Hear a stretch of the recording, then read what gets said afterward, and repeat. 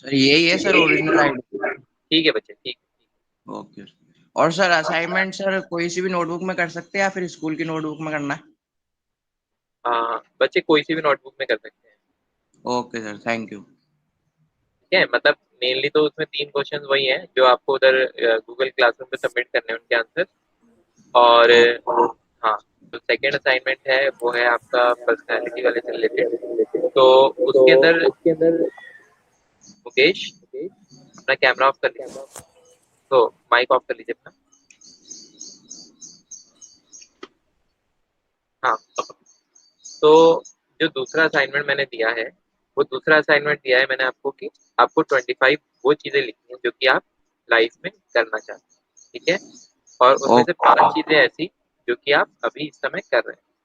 देखिए, बहुत सारे बच्चों को उस वाले असाइनमेंट के अंदर प्रॉब्लम आ रही थी, तो इसलिए मैंने उसके अंदर कमेंट में अपनी 25 चीज़ें लिख दी हैं जो कि मैं इस समय करना चाहता हूँ, ठीक है? और हालाँकि उनमें से मैंने 5 चीज़ें नहीं बताई है कि मैं उस समय क्या कर रहा हूँ अभी, पर जो मैंने 25 चीज़ों की लिस्ट है आप लोगों को भेज दी है, तो आप भी अपनी लिस्ट बना के मुझे भेज देना। 1-2 बच्चों की लिस्ट मेरे पास आ गई है, बाकी बच्चों की अभी तक लिस्ट मेरे पास नहीं आई, ठीक है ना? तो मंडे तक आप लोगों के पास टाइम ओके है। सर। ठीक, तो अभी आप लोग अपनी मैथ्स की बुक की पीडीएफ खोल लीजिए।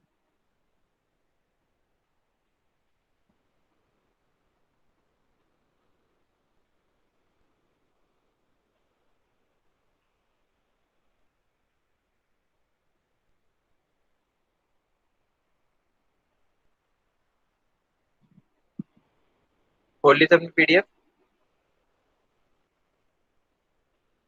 Yes sir. ठीक है, ठीक। तो हर्षित, क्वेश्चन नंबर 6 रीड कीजिए। क्वेश्चन नंबर 5 तक हम लोग कर चुके हैं।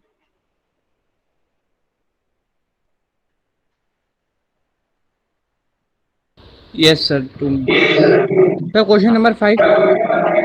क्वेश्चन नंबर 5 तक तो हम कर चुके हैं। क्वेश्चन नंबर 6 रीड कीजिए आप। Yes sir, explain why 7 into 11 into 13 plus 13 and 7 into 6 into 5 into 4 into 3 into 2 into 1 plus 5 are composite number.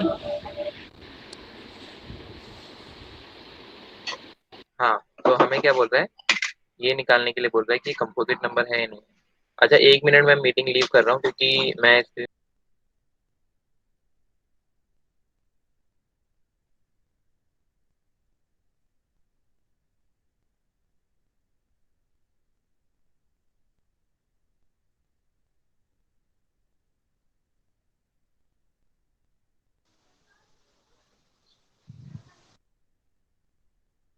Shilpa, messages are also recorded.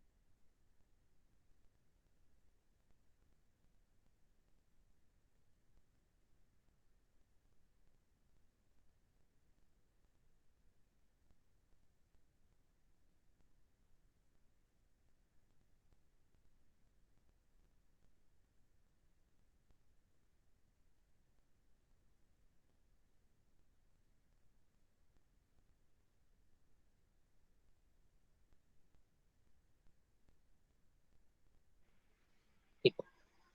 तो देखिए यहाँ पर ये जो क्वेश्चन है इसके अंदर मैंने क्या नंबर लिया है बच्चे, 7 × 11 × 13 + 13, ठीक है। अब ये जो नंबर है इसको, एक तो मेरे पास क्या तरीका था बच्चे सॉल्व करने का कि मैं 7 × 11 × 13 करूँ, फिर प्लस में 13 कर दूं, और उसके बाद ये देख लूं कि जो मेरा नंबर आएगा वो जो नंबर है उसके दो से ज्यादा फैक्टर्स हैं या फिर नहीं, यानी वो एक कंपोजिट नंबर है या फिर नहीं, ये चीज मैं देख लूं।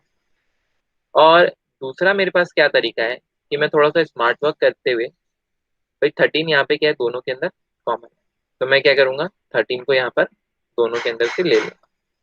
तो यहाँ पे देखो क्या आ जाएगा मेरे पास, 77, ठीक है, एक स्टेप यहाँ पे मैंने छोड़ दिया है। 7 × 11 77 हो जाएगा, तो मैंने यहाँ पे डायरेक्टली लिख दिया। प्लस में क्या हो जाएगा यहाँ पे 1, ठीक है। अब देखो 13 इंटू क्या हो गया बच्चे 78।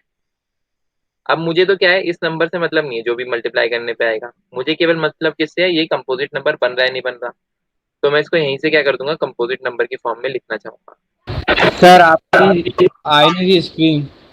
स्क्रीन शो नहीं हो रही है, यस सर। सर सर से हो रही है सर। किसी को भी शो नहीं हो रही है सर हो रही है। मेरे को नहीं हो रही सर। मेरे को भी नहीं हो बच्चे? रही सर। यस सर, मुझे भी नहीं हो रही। कोई बात नहीं कोई बात नहीं, मुझे पिन किया हुआ सबने सर स्क्रीन, ठीक ठीक है, कोई बात नहीं मैं देखता हूँ।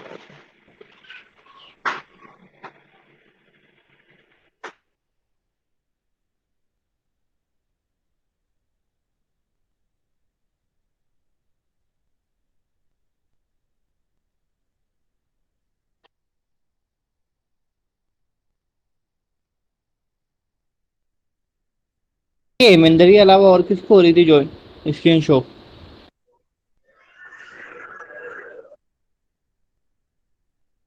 अब हो रही है।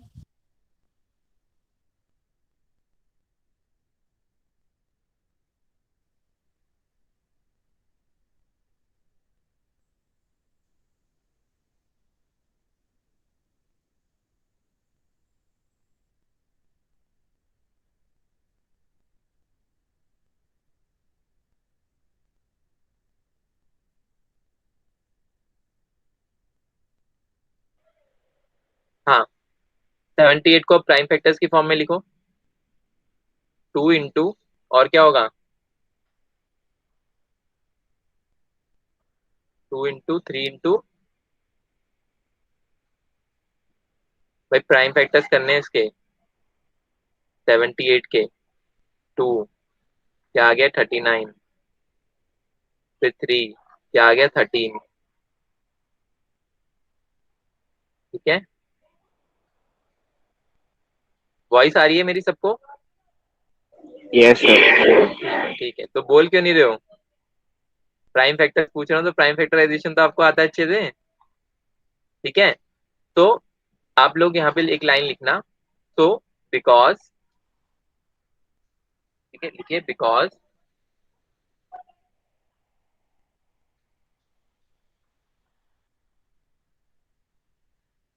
Yes sir because. हाँ because 7 × 11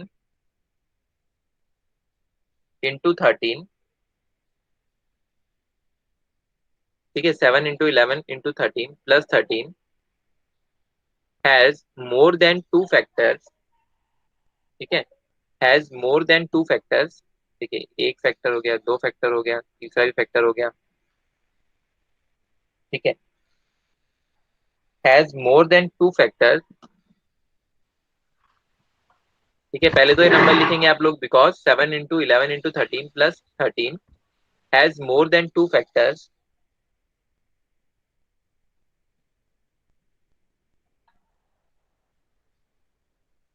we can say that we can say that sir factors के बारे में क्या? factors, we can say that we can say that it is a composite number, ठीक है, we can say that it is a composite number।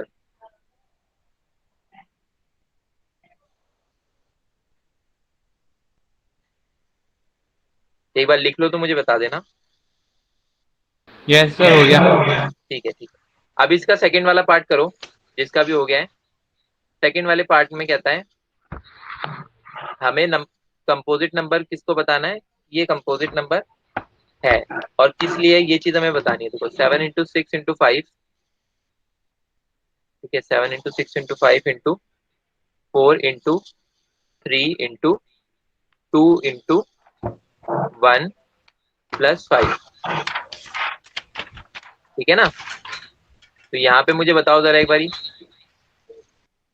Composite number आएगा या नहीं आएगा, कैसे आएगा अगर आएगा तो।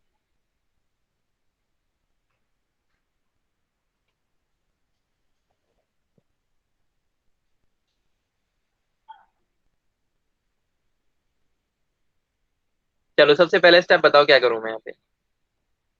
Sir 5 common. 5 को कॉमन लूंगा, ठीक है ना। उसके बाद क्या लिखूंगा मैं, 7 × 6 × 4 × 3 × 2 × 1। अब देखो 1 2 ज़ा 2, 2 3 ज़ा 6, 6 4 ज़ा 24, 24 6 ज़ा कितना होगा, 24 6 ज़ा 144, ठीक है। और 144 7 ज़ा कितना होगा, 144 7 ज़ा कितना होगा, 1000। 1008। हाँ 1008, ठीक है। यहाँ पे देखो एक चीज मैं मिस कर गया ना, यहाँ पे जब मैं क्या करूंगा बच्चे, इधर से 5 कॉमन लूंगा, तो ये मेरे पास क्या आएगा, +1 भी तो आएगा, ठीक है। ये तो मेरा पूरा नंबर ये हो गया, ठीक है। इसमें से 5 मैंने कॉमन ले लिया, तो बाकी का नंबर ये बचा, ठीक है, ये वाला जो नंबर है। प्लस में 5 मैंने इधर से भी कॉमन लिया है, तो क्या आएगा इधर, प्लस का 1 हो जाएगा, ठीक है। सर तो इसमें ये, 13 बोलिए बोलिए। 2 1000, इंटू 3 13 है ना, तो उसके अंदर बोलिए। हाँ वो 1 बार ही आना चाहिए था सर 13।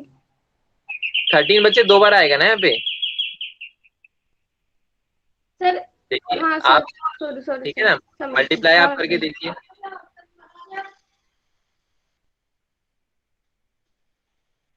ठीक है, अब मुझे बताओ जरा इसके कितने फैक्टर्स हैं, 2 से ज्यादा फैक्टर्स हैं या नहीं है।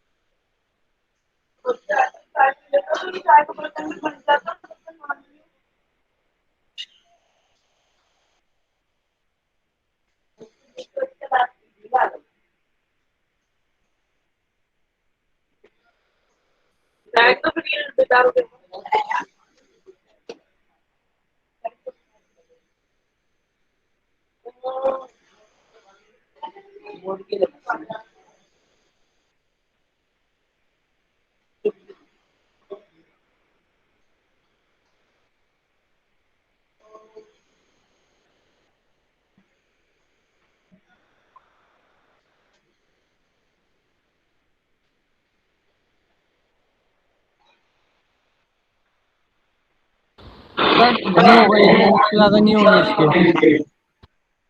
2 से ज्यादा नहीं होंगे, यस सर ऐसा लग रहा है मुझे। ऐसा आपको लग रहा है। सर आ गए।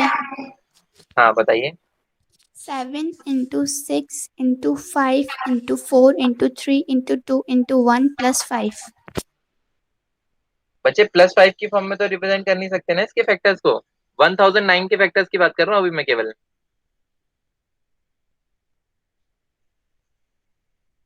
1009 के फैक्टर्स की बात कर रहा हूँ मैं। तो किससे किया तो 7 से भी करे डिवाइड इसको, तो ये होगा ही नहीं प्राइम फैक्टर। और आगे गए आप इसके? 7 से, यस सर, मैं 21 तक पहुंच गया हूँ सर। फिर भी नहीं जा रहे हैं? जी सर, ये पता नहीं कहाँ पे लिए 7 से। तो आपके हिसाब से ये कंपोजिट नंबर नहीं है ना? Yes sir. देखिए, जो आप बात कर रहे हैं वो बिल्कुल सही सही बात है, क्योंकि ये जो नंबर है ना 1009, ये क्या है, एक जी प्राइम सर। नंबर है। लेकिन यहाँ एक छोटी सी ट्रिक है, देखो। 5 into 1009 इंटू एक, इसका जो फैक्टर है वो क्या होगा, 1 भी होगा। Yes sir. हाँ, तो इसके 3 फैक्टर हो गए, हमें तो 3 फैक्टर से मतलब था। जी सर। हाँ, तो क्या हो जाएगा, ये it is a composite number. ठीक है, तो इसमें लिखेंगे because 7 into 6 into 5 into 4 into 3 into 2 into 1 + 5 has more than 2 factors. ठीक है, जैसे कि ऊपर स्टेटमेंट लिखी थी हमने, सेम वैसे लिखनी है, has more than 2 factors, it is a composite number. ये चीज समझ में आई सबको? किसी को कोई डाउट तो नहीं है इसके अंदर कि किस तरीके से कंपोजिट नंबर निकल के आया? Yes, sir. डाउट है? No, sir. ठीक है, ठीक है। हाँ, तो एक बार इसको नोट डाउन कर लो, फिर 7 क्वेश्चन रीड करना।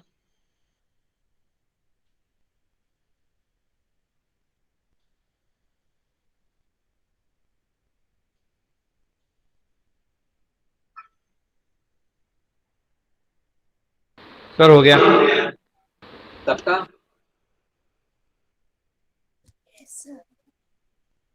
Yes sir. ठीक है, ठीक क्या सर, क्या करना था? है। बच्चे, ये क्वेश्चन नोट डाउन करने थे ना दोनों? हाँ सर, हो गया था। ठीक है, ठीक। अब 7 क्वेश्चन रीड करो एक बच्चा।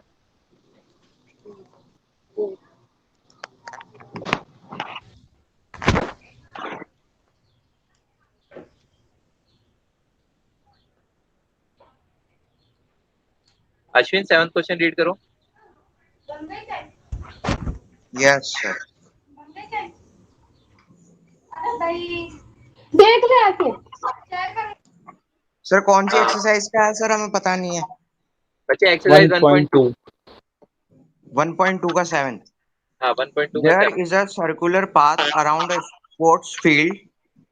Sonia takes 18 minutes to drive one around of the field, while Ravi takes 12 minutes for the same. Suppose they both start at the same point and at the same point and go in the same direction. After how many minutes will they meet again at the starting point? ठीक है, तो बच्चे यहाँ पे question में हमसे क्या कह रहा है कि एक सर्कुलर पाथ है। ठीक है ना, there is a circular path. इसके अंदर क्या हो रहा है, around a sports field. Sonia takes 18 minute. Sonia को क्या लगते हैं, मान लो कि वो यहाँ से स्टार्ट करती है, पॉइंट ए से स्टार्ट करती है। ठीक है, और वो वापस क्या करती है, इस राउंड को जब कंप्लीट करती है, पॉइंट ए पे वापस आती है, तो उसको क्या करते हैं, टोटल 18 मिनट लगते हैं। ठीक है, यही जो राउंड है, अगर रवि लगाता है, ठीक है, यही पॉइंट ए से स्टार्ट करके पॉइंट ए पे जब रवि पहुंचता है तो उसको कितने मिनट लगते हैं, 12 मिनट लगते हैं। Suppose they both start at the same point and at the same time. ठीक है, अब दोनों ने मान लो कि एक ही पॉइंट से स्टार्ट किया और एक ही टाइम पे स्टार्ट किया। ठीक है, तो उस समय तो जाहिर सी बात है वो एक बार तो मिले होंगे। भाई, जब दोनों एक ही साथ स्टार्ट कर रहे हैं तो एक बार तो क्या करेंगे, उस समय के लिए मिलेंगे ही मिलेंगे। अब कहता है after how many minute will they meet again at the starting point. ठीक है, दोनों अगर सेम ही डायरेक्शन में जा रहे हैं, मान लो कि अगर दोनों ने इधर से ही चलना शुरू किया तो दोनों इधर से ही चलना शुरू कर रहे हैं। ठीक है, ऐसा नहीं कि एक इधर से चलना शुरू कर रहा है और एक इधर से चलना शुरू कर रहा है। दोनों क्या होंगे, हमारे सेम ही डायरेक्शन से चलना यहाँ पे शुरू कर रहे हैं। ठीक है, अब कहता है कि एक बारी तो कब मिले हैं, एक बारी स्टार्टिंग पॉइंट पे मिले हैं, तो अब दोबारा वो कब मिलेंगे। देखो, यहाँ पे क्या है बच्चे, Sonia take around, take around in, Sonia एक राउंड कितनी देर में ले रही है, ठीक है, इन 18 मिनट। फिर अगर हम बात करें रवि की, तो रवि एक राउंड कितनी देर में ले रहा है? Ravi take a round in 12 minutes, in 12 minutes, 12 minutes. अब जरा सोचो कि किस तरीके से वो मिल सकते हैं, ठीक है, किस पॉइंट पे वो मिल सकते हैं, कोई दिमाग लगाओ अपना। सर इन दोनों का एलसीएम ले सकते हैं। हाँ, किसने बताया बच्चे आंसर? सर मैंने अर्चित, माय नेम इज। ठीक है। हाँ हर्षित, आपको ऐसा क्यों लगता है कि एलसीएम लेके इसका आंसर आएगा? सर फिर कैसे करेंगे इसको? नहीं, तो मैं पूछ रहा हूँ, मैं पूछ रहा हूँ आपको क्यों लगता है कि एलसीएम लेके आंसर आएगा, ये चीज पूछ रहा हूँ बस। सर सर हाँ बोलिए। मैंने देखिए, सर आपने आंसर बिल्कुल सही बताया है कि हमें क्या करना पड़ेगा, एलसीएम लेना पड़ेगा। देखिए, एलसीएम क्या होता है? लीस्ट कॉमन मल्टीपल, ठीक है, यानी ऐसा छोटे से छोटा नंबर जो कि क्या आ रहा हो, दोनों के अंदर कॉमन आ रहा हो। अब जब ये ऐसा छोटे से छोटा नंबर है जो कि क्या आ रहा है, दोनों के अंदर कॉमन आ रहा है, तो ये वो नंबर भी होगा जब क्या होगा, दोनों एक जगह पे जाके मिलेंगे। एक आसान क्वेश्चन से थोड़ा सा लेते हैं। मान लो कि 2 और 3, ठीक है, मान लो कि हर्षित ने स्टार्ट किया चलना और हर्षित 2 मिनट ले रहा था चलने में, ठीक है, फिर उमेश ने चलना स्टार्ट किया, उमेश मान लो कि 3 मिनट ले रहा था चलने में, ठीक है। अब जरा मुझे बताओ कि जब हर्षित ने स्टार्ट किया वो 2 मिनट ले रहा था, तो 6 मिनट के बाद जहां पे हर्षित होगा, और ये जब 6 मिनट के बाद होगा, भले ही हर्षित के कितने राउंड हो गए हैं, 3 राउंड हो गए हैं, ठीक है, और भले ही उमेश के कितने राउंड हुए हैं, 2 राउंड हुए हैं, लेकिन ये उस पॉइंट में मिले होंगे, यस सर। मिले होंगे ना? Yes sir. हाँ, तो यस इसका सर। मतलब, हाँ इसका मतलब क्या है, एलसीएम पे वो क्या होगा, दोनों मिले होंगे, भले ही दोनों के राउंड अलग अलग होंगे। जब सोनिया ने जितने राउंड लगाए वो अलग होंगे, किससे? जो रवि ने राउंड लगाए उससे अलग होंगे, लेकिन दोनों क्या होंगे, यहाँ पर जाकर मिलेंगे। इतनी बात तो पक्की हो गई हम लोगों की। तो अब देखो, ये दोनों यहाँ पे जाके मिल रहे हैं, तो हम क्या करेंगे, दे विल मीट एट, ठीक है, तो इसके लिए हम क्या कर देंगे यहाँ पे, एलसीएम, एलसीएम लेंगे किस किसका, 18, 12। अब एलसीएम जल्दी से मुझे लेके बताओ एक बार क्या आएगा इसका। सर मैं सर मैंने ले लिया, मैं हाँ बताऊं। बताओ। सर 12 का आएगा 2 into 2 into 3 बच्चे, एक नंबर और का 18 एक का। नंबर का एक सेकेंड, एक नंबर का कभी एलसीएम आता है? क्या सर? एक नंबर का कभी एलसीएम आता है? कॉमन कहाँ से लोगे? तो सर इसको अभी करेंगे ना, वो हाँ, इंटू तो मुझे करेंगे ना। टोटल टोटल बताओ ना, एलसीएम कितना आया? 33, सर 36। 36। सर हाँ माई ठीक है, करेक्ट 36, ठीक है, very good, thirty sir six मैं ठीक है पहले ना? आपको प्राइम फैक्टर बता रहा था इसलिए। हाँ हाँ, तो ये बोलो प्राइम फैक्टर बता रहा हूँ, एलसीएम क्या होगा, कभी भी 2 नंबर से कम में एलसीएम नहीं आ सकता, ठीक है ना? Yes sir. 2 2 4, 9, 9 और 3 3 9, क्या आ गया यहाँ पे, 36 मिनट। 6। हाँ, तो यहाँ पे हम लिखेंगे, ठीक है, दे विल मीट, या फिर ये लिख दो कि Sonia and Ravi will meet, Sonia and Ravi will meet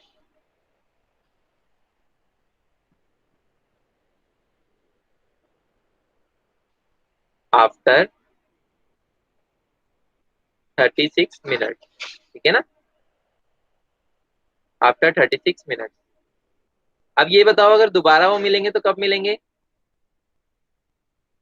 next अब वो कब मिलेंगे?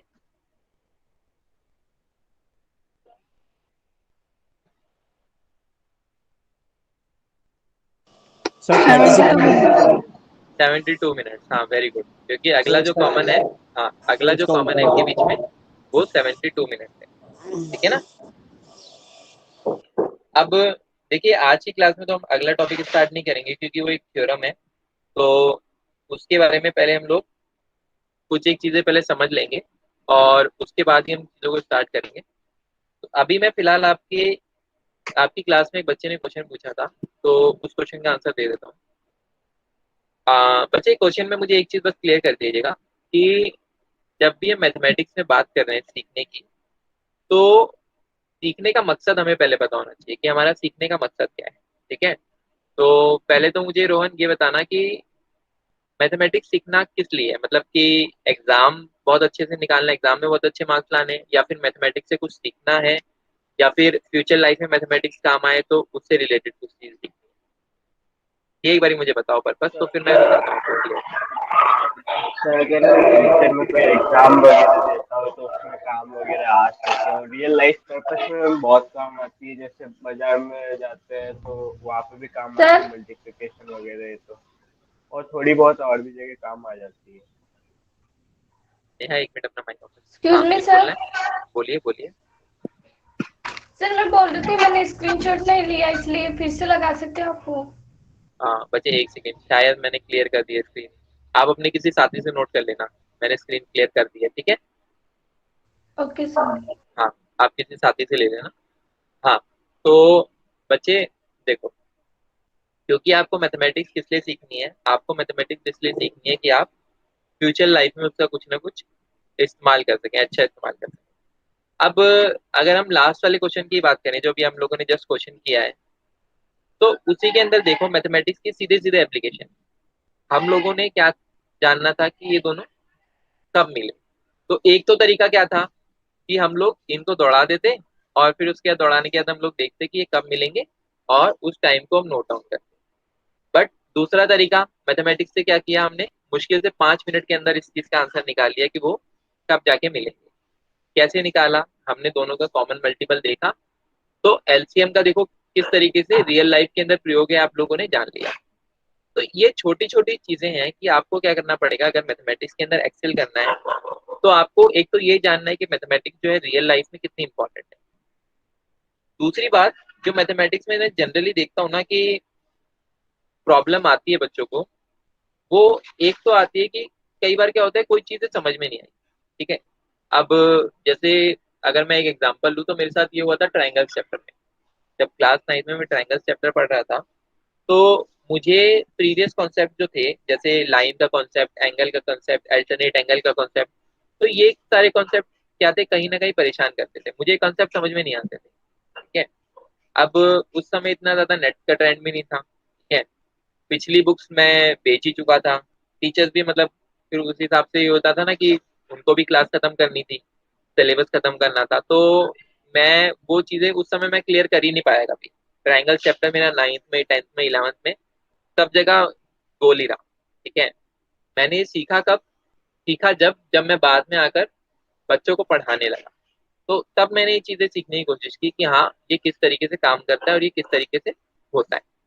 तो उसके बाद से एक चीज मैंने और सीख ली कि जब भी मैथमेटिक्स पढ़ानी है तो बेसिक से स्टार्टिंग से लेके चलना है, ताकि अगर किसी का कोई कॉन्सेप्ट पीछे का छूटा हुआ हो तो साथ साथ उसको ये चीज समझ में आ जाए कि हाँ ये चीज मेरी छूटी हुई है और इस तरीके से मैं इसको कवर अप कर सकता हूँ, ताकि उसको क्या हो जाए, हिंट मिल जाए।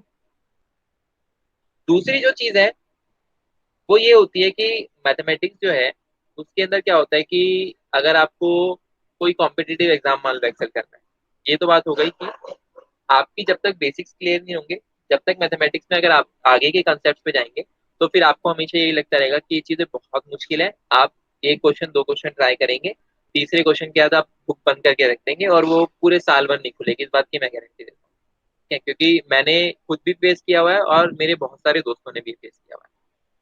अब दूसरी जो चीज आती है कि मैथमेटिक्स के अंदर बच्चे कहते हैं कि सर हमें क्वेश्चन तो आता था लेकिन हम स्कोर नहीं कर पाए। स्कोरिंग का ये हो जाता है कि मैथमेटिक्स जो है वो सबसे ज्यादा डिपेंड करती है किस पे, प्रैक्टिस पे। जब तक आपकी प्रैक्टिस नहीं है तब तक आप लोगों को कहीं ना कहीं दिक्कत आएगी। जैसे अगर बात करूँ, एक एग्जांपल लूँ, तो क्लास 12th की जब मैं बोर्ड में बैठा था, तो उस समय से पहले, मैं क्लास 12th का बोर्ड देने से पहले मैंने 2 दिन पहले तक 500 क्वेश्चन अटेम्प्ट किए थे। ठीक है, 2 दिन पहले तक मैंने 500 क्वेश्चन अटेम्प्ट कर लिए थे। और जब मैं अपने टीचर के पास गया कि सर अब मुझे और कुछ करना है। तो उन्होंने बोला अब कुछ मत करो, अब तुम्हारी इनफ प्रैक्टिस हो चुकी है, तुम केवल जाना और एग्जाम देकर आ जाना। तो जब मैं एग्जाम सेंटर में गया, मैंने पेपर देखा, क्वेश्चन पेपर, तो उसमें एक भी क्वेश्चन ऐसा नहीं था उस समय के लिए, मतलब एक कह सकते हैं कि कुछ हद तक तो भाई गॉड का भी साथ था कि ऐसा कोई भी क्वेश्चन नहीं था कि जो मुझे नहीं आता उस पेपर में, क्योंकि ऐसे बहुत सारे क्वेश्चन थे जो मुझे नहीं आते थे। But at the very point of time उसके अंदर एक भी ऐसा क्वेश्चन नहीं था जो कि क्या था, एग्जाम से मतलब जो मैंने पढ़ा था उससे बाहर। तो मैंने अटेम्प्ट किया और सभी क्वेश्चन उसके अंदर मैंने अटेम्प्ट कर दिए। केवल एक क्वेश्चन 6 नंबर का मेरा किस वजह से रह गया, वो रह गया मेरा थोड़ा सा टाइम कम रह गया मेरे पास। तो वहां पे भी एक प्रैक्टिस का रोल आता है। दूसरी चीज, जो मैं ये सारे क्वेश्चंस कर पाया, उसका जो मेन क्रेडिट जाता है वो इस चीज को जाता है कि जो मैंने प्रैक्टिस की थी वो बहुत अच्छे से की थी। अगर मैंने उस एग्जाम से पहले वो 400-500 क्वेश्चन नहीं लगाए होते तो मेरे पास वो कॉन्फिडेंस कभी नहीं आ पाता कि हाँ ये क्वेश्चन मुझे आता है। मैं कहीं ना कहीं उन चीजों में अटक रहा होता, मैं कहीं ना कहीं सोच रहा होता कि हाँ ये चीज कैसे करूंगा, ये चीज कैसे करूंगा। ठीक है। तीसरी चीज जो मैथमेटिक्स के अंदर सबसे ज्यादा बच्चों को डुबोती है, वो ये चीज डुबोती है कि बच्चे खुद पे डाउट करते हैं। वो ये डाउट करते हैं कि मेरी मैथमेटिकल एबिलिटीज कमजोर है, ठीक है, कि मैं मैथमेटिक्स नहीं कर सकता। देखो, अच्छा, यहाँ पे ये बताओ सेल्फ डाउट किस किस को है मैथमेटिक्स से अपने ऊपर, एक बार हैंड रेस करो। ठीक है, उमेश, हाँ, और कोई, हिमांशी, ठीक है। और देखो यहाँ पर एक दो चीजें ध्यान देने वाली है। क्या होता है कि मैथमेटिक्स जो है, पहले तो एक चीज ये समझो कि हर सब्जेक्ट, हर चीज हर एक पर्सन के लिए नहीं बनी होती। ठीक है। जैसे अगर मैं अपनी बात करूं तो ज्योग्राफी के अंदर जो पार्ट था, डेफिनेशन वाला जो पार्ट था कि प्लेट्यू क्या होता है, या फिर ये सारे जो कॉन्सेप्ट थे, माउंटेन क्या होता है, ये सारे कॉन्सेप्ट मुझे समझ में आ जाते थे। लेकिन अगर मैं बात करूं कि मैप वाले पोर्शन की मैं बात करता हूँ, ठीक है, या फिर अगर मैं बात करता हूँ कि ये कितने डिग्री पे होगा, ये कहाँ पर लोकेटेड है, तो ये वाले क्वेश्चंस मुझे बहुत ज्यादा मतलब यूजलेस लगते थे। और मतलब मुझे लगता था कि ये तो एग्जाम, ये तो हम लोग कभी भी उठा के देख सकते हैं। तो मैं इन क्वेश्चंस को कभी भी रेडी करके नहीं जाता था, और ये जो भी 5-10 नंबर के आते थे एग्जाम के अंदर, मैं उसको लिटरली सीधे सीधे ऐसे क्या करता था, छोड़ देता। तो एक चीज ये है कि, पर आपको ये भी चीज समझनी है कि आपकी मैथमेटिक्स में हो सकता है एक पोर्शन कमजोर हो, ठीक है, मैथमेटिक्स के अंदर हो सकता है आपकी ज्योमेट्री स्ट्रांग ना हो, लेकिन ऐसा नहीं हो सकता है कि आपका सारे के सारे कॉन्सेप्ट अच्छे ना हो। ठीक है, ऐसा कभी भी नहीं होगा कि आपके सारे के सारे कॉन्सेप्ट उसके अंदर अच्छे ना हो। दूसरी चीज ये होती है कि जो मैं पहले से बात कर रहा था कि जब तक हम लोगों के बेसिक्स क्लियर नहीं होंगे ना, तो कहीं ना कहीं वो चीजें हमें क्या करती हैं, परेशान करती हैं। तीसरी चीज यही है कि हमें सेल्फ डाउट नहीं रखना है। हमें अपनी एबिलिटी पे भरोसा होना चाहिए कि अगर हम मेहनत करेंगे तो ये तो छोटे मोटे एग्जाम्स हैं, ठीक है, ये तो हम मतलब इतना तो कर ही जाएंगे कि हम इसके अंदर क्या कर ले, चीजों को बहुत अच्छे से कर जाए। मैथमेटिक्स दिक्कत कब देगी हमें, अगर मैथमेटिक्स हमारा एप्टीट्यूड नहीं है, मैथमेटिक्स में हमारा इंटरेस्ट नहीं है, तो मैथमेटिक्स दिक्कत हमें कब देगी, मैथमेटिक्स दिक्कत हमें देगी हायर लेवल पे, जब हम उसके अंदर जाएंगे, रिसर्च एरिया में जाएंगे। तो वहां तो हम कह सकते हैं कि हाँ भाई मैथमेटिक्स का मेरा एप्टीट्यूड नहीं है, तो मैथमेटिक्स में मैं अच्छा नहीं कर सकता। बट अगर हम बात करें स्कूल लेवल पे, तो अगर हम प्रैक्टिस करेंगे उसकी थोड़ी बहुत भी, तो हम लोग उसको आसानी से क्या कर लेंगे, एक्सेल कर लेंगे, मतलब इतना एक्सेल कर लेंगे कि हमें चीजें समझ में आए और हम उनके बारे में थोड़ा बहुत बात कर सकें। ठीक है। चौथी चीज ये है कि कई बार क्या होता है कि हम मैथमेटिक्स में प्रॉपर अटेंशन नहीं देते। अब प्रॉपर अटेंशन नहीं देते उसके भी कई कारण होते हैं। ठीक है, प्रॉपर अटेंशन जैसे एक बारी तो मैंने क्या बताया कि हम लोगों के पास क्या होता है कि किसी टॉपिक से रिलेटेड बेसिक नॉलेज नहीं है। ठीक है, जैसे मैंने ट्रायंगल्स वाला अपना एग्जांपल लिया था। तो जब हमारे पास बेसिक नॉलेज नहीं होगी ना, तो आगे का जब कंसेप्ट चल रहा होता है हमें पीछे का ही समझ में नहीं आया होता कि अच्छा ये चीज टीचर ने क्या बोली है। ठीक है, जैसे क्या होता था कि टीचर ने बोला, मान लो कि इस ट्रायंगल को जब हम प्रूव करेंगे तो हम लोग इस्तेमाल करने वाले हैं अल्टरनेट एंगल्स का या फिर वर्टिकली अपोजिट एंगल्स का। अब मैं बैठा बैठा यही सोचता रहता था कि अच्छा वर्टिकली अपोजिट एंगल क्या होता है, या फिर अगर मैं बात करूँ कि साइड बाय साइड प्रॉपर्टी क्या होती है, क्योंकि मुझे तो बेसिक से क्लियर नहीं थे। ठीक है, तो वहां पर क्या हो जाता है, बच्चे अटेंशन पे नहीं करते। दूसरा कई बार क्या हो जाता है कि उन्हें प्रॉपर वो एटमोसफियर नहीं मिल पाता कि क्लासरूम के अंदर उन्हें उनसे बार बार क्वेश्चन किए जा रहे हैं, या फिर डिस्कशन चल रहा है, या फिर वो बार बार किसी क्वेश्चन को अटेम्प्ट कर रहे हैं। इन चीजों का भी बहुत बड़ा इम्पैक्ट पड़ता है। कई बार क्या होता है कि टीचर आया, बोर्ड पे वो लिखता चला गया, उसने सारे आंसर्स लिखवा दिए, करवा दिए, और क्लास क्या हो गई उसके बाद खत्म हो गई। चलो जितना आपको आया वो आप कॉपी में नोट कर लिए, उसके बाद आप जो है एग्जाम के अंदर वही जाके लिखाओगे। उस तरीके से आप एग्जाम तो निकाल लोगे, 100 में से हो सकता है भले 100 नंबर ले आओ, बट मैथमेटिक्स में आपने उसमें से क्या सीखा, आपके वो किसी काम का नहीं है। अगर आप उसको लेके कॉम्पिटिटिव एग्जाम में जाओगे कि भाई देखो मेरे इसमें तो 100 नंबर आए हुए थे, अब मैं कोई कंपटीशन फेस कर रहा हूँ, तो कंपटीशन में नहीं होगा उससे कुछ। मेन चीज क्या है, भले ही आपके नंबर आए हो 80 के आसपास आए हो, भले ही आपके नंबर 70-80 के बीच में हो, लेकिन आपको क्या है कुछ कॉन्सेप्ट बहुत अच्छे से आते हैं। मान लो आपकी 7 यूनिट्स थी, आपको 7 यूनिट्स में से 4 या 5 यूनिट्स बहुत ही अच्छे से आती है, तो वो उससे बेहतर है कि आपने 7 की 7 यूनिट्स याद कर ली थी और आपको उसमें से कुछ भी लिटरली नहीं आता था। ठीक है। एक चीज और बच्चों को क्या परेशान करती है कि बच्चों का जो है ना नेगेटिव एटीट्यूड रहता है मैथ के प्रति। ठीक है, नेगेटिव एटीट्यूड कैसे रहता है कि वही जो मैंने पीछे सेल्फ डाउट की बात करी, ये कुछ कुछ उससे रिलेटेड है। नेगेटिव एटीट्यूड कैसे रहता है कि यार मैथ तो इतना गंदा सब्जेक्ट है, मतलब कि ये तो सपनों में भी डराता है लोगों को। ठीक है, जनरली मतलब ये कहा जाता है ये तो सपनों में भी डराता है लोगों को। ठीक है, मैथमेटिक्स में तो यार क्वेश्चन ही नहीं होते। तो ये चीज अपने दिमाग से बिल्कुल निकाल कर, जहां जो भी कॉन्सेप्ट में कहीं भी आपको दिक्कत हो वहीं पूछो कि सर ये चीज मुझे इस तरीके से समझ में नहीं आई। क्वेश्चन सॉल्व करना बात की बात है, क्वेश्चन सॉल्व हो जाएंगे। आपको जब तक बेसिक नॉलेज नहीं हो, मैथमेटिक्स में सबसे बड़ी चीज क्या है, अगर आपके बेसिक्स क्लियर हैं, मैथमेटिक्स छोड़ दो किसी भी सब्जेक्ट के अंदर, अगर आपके बेसिक्स क्लियर है ना, उसके बाद कोई भी पर्सन आपको उस सब्जेक्ट के अंदर एक्सेल करने से नहीं रोक सकता। मैंने जितना भी अभी तक देखा है कि बच्चों का किसी चीज में इंटरेस्ट होता है, डिसइंटरेस्ट होता है, वो इसी बेसिस पे चलता है कि उसका उस सब्जेक्ट के अंदर कितना बेसिक नॉलेज क्लियर है। अगर किसी सब्जेक्ट के अंदर उनकी बेसिक नॉलेज क्लियर नहीं होती ना, तो वो चीजें परेशान करती है, हमेशा परेशान करती है। वो फिर यही होगा कि आपने बस एग्जाम पास कर लिया, 10th तक 12th तक धक्का देके, हो सकता है बैचलर्स तक भी आपने निकाल लिया, और फिर जाके आप मास्टर्स या पीएचडी में उस सब्जेक्ट में अगर ले लिया आपने उस सब्जेक्ट को, तो समझ लो कि आपकी पूरी लाइफ बर्बाद हो जाएगी। ठीक है, तो यही है, आप लोगों के पास अभी बहुत अच्छा मौका है, अपने बेसिक्स क्लियर करते चलिए और साथ साथ अपनी पर्सनैलिटी को डेवलप करते चलिए। हाँ, अब किसी और का कोई डाउट है या इसी में कुछ डाउट रह गया है?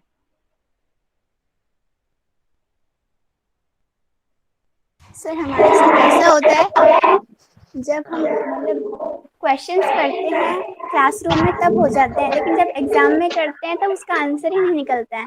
वो प्रैक्टिस प्रैक्टिस जो मैंने बात करी ना अभी, कि 12th के एग्जाम से पहले मैं खुद पहले 500 क्वेश्चंस लगा के गया था, उसके बाद में एग्जाम हॉल में बैठा था। तो आप लोगों को सबसे पहले क्या करना है, प्रैक्टिस करनी है। अगर आप प्रैक्टिस के साथ एग्जाम हॉल में जाएंगे ना, तो आपको खुद क्वेश्चन पेपर देख के समझ में आ जाएगा कि हाँ यार ये तो लगभग लगभग मुझे आता है। ठीक है, तो मतलब प्रैक्टिस अपनी इस लेवल की रखो कि हाँ, जैसे प्रैक्टिस करने का सबसे आसान तरीका क्या है, बीच बीच में छोटे छोटे टेस्ट देते रहे। ठीक है, टेस्ट देते रहे, और उसके लिए ऐसा नहीं कि मतलब टेस्ट ऐसे ही दे दिया। सबसे बड़ी बात होती है कि बिना तैयारी के हमें कोई भी टेस्ट नहीं देना। मान लो रियल नंबर्स मैंने खत्म किया, रियल नंबर्स का आप लोगों का एक टेस्ट रखा कि देखो रियल नंबर्स का मैं एक टेस्ट रख रहा हूँ, उसमें 5 या 10 क्वेश्चन पूछूंगा, तो उसकी प्रैक्टिस आपको बहुत अच्छे से करके जानी है।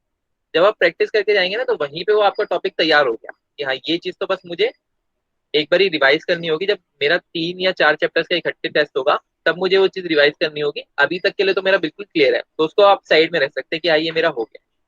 फिर दूसरे चैप्टर के लिए भी इसी तरीके से करेंगे, तीसरे चैप्टर के लिए करेंगे, और एंड में जाते जाते हम क्या करेंगे, एंड में जाते जाते हम केवल टेनियल लगाएंगे। ठीक है, क्योंकि ऑलमोस्ट ऑल क्वेश्चन हमें आते होंगे, कोई एक आधा क्वेश्चन जो हमारा अटकेगा वो हम टीचर से पूछ लेंगे या फिर अपने दोस्तों से पूछ लेंगे, तो हमारा वो क्वेश्चन भी क्या हो जाएगा, क्लियर हो जाएगा। ठीक है, अब किसी को और कोई डाउट है? No sir. रोहन, अब क्लियर हो गया आपको किस तरीके से हमें क्या टेक्निक्स अपनानी है? यस। ठीक है, ठीक है। दूसरी चीज यही है कि जो सेल्फ स्टडी है वो बहुत इंपॉर्टेंस रखती है। ठीक है, डेली की डेली जो सेल्फ स्टडी है वो बहुत इंपॉर्टेंट है, कि जैसे अगर आप केवल स्कूल एग्जाम्स के लिए भी फोकस कर रहे हैं, तो अगर आप डेली 4 घंटे फोकस कर पाते हैं, 4 घंटे दे पाते हैं, तो फिर आपको स्कूल एग्जाम में तो कोई नहीं रोक सकता एग्जाम अच्छे मार्क्स लाने से, क्योंकि आप मान लो आधा आधा 1 1 घंटा भी अगर सब्जेक्ट को देंगे, तो बहुत आसानी से सारे सब्जेक्ट्स आपके क्लियर होते चले जाएंगे। दूसरी चीज अगर हम बात करेंगे कि एक तो हमारे सब्जेक्ट क्लियर होते जाएंगे, फिर कुछ बच्चे ऐसे भी होते हैं जो कि सोचते हैं कॉम्पिटिटिव एग्जाम की तैयारी करें साथ साथ, ठीक है। जैसे अभी मैं थोड़े दिनों पहले एक वीडियो देख रहा था, तो उसमें एक 10th क्लास की बच्ची यूपीएससी के एग्जाम की कोचिंग के लिए दृष्टि आईएएस में जाती है, ठीक है। तो ये मतलब जिसको नहीं पता है मैं बता देता हूँ कि आईएएस जो है एक सिविल सर्विसेज का एग्जाम होता है, जिसके थ्रू जो पर्सन है वो क्या होता है कि जैसे किसी जिले का या फिर किसी स्टेट का, वो डिपेंड करता है उसकी पोजीशन पे, अधिकारी बना दिया जाता है और उसकी जो सारी जिम्मेदारी होती है उस जगह की, वो सारी जिम्मेदारी उसकी होती है, सारी चीजों की देखरेख वो करता है। तो एक 10th क्लास की बच्ची वहां पे आई हुई थी एग्जाम की प्रिपरेशन के लिए। तो ऐसी भी चीजें होती हैं। तो अगर आपको वो चीजें करनी है तो उसके लिए है कि 6 घंटे आपको तैयारी करनी होती है, ठीक है। डेली एटलीस्ट 6 घंटे निकालने पड़ते हैं। पर अगर आपको केवल स्कूल एग्जाम के लिए भी निकालना है, और मैं जनरली यही कहता हूँ बच्चों को कि अभी फिलहाल तो आप लोग केवल स्कूल एग्जाम पे फोकस करें, क्योंकि ये चीजें जो हैं ये कहीं ना कहीं आपके बेसिक्स जो हैं उसमें बहुत काम आते हैं। तो स्कूल लेवल का अपने बेसिक्स अभी स्ट्रांग करते चलिए। अभी उतना मत सोचिए कि हम लोग आगे जाके नीट की तैयारी करेंगे या फिर हम तैयारी करेंगे कि जेई की तैयारी कर रहे हैं हम या यूपीएससी की तैयारी कर रहे हैं। उसके लिए आप 11th या 12th से सोचिएगा, ठीक है। तो किसी का कोई डाउट है तो पूछ सकते हैं, नहीं तो आप लोग मीटिंग लीव कर सकते हैं। Thank you very much.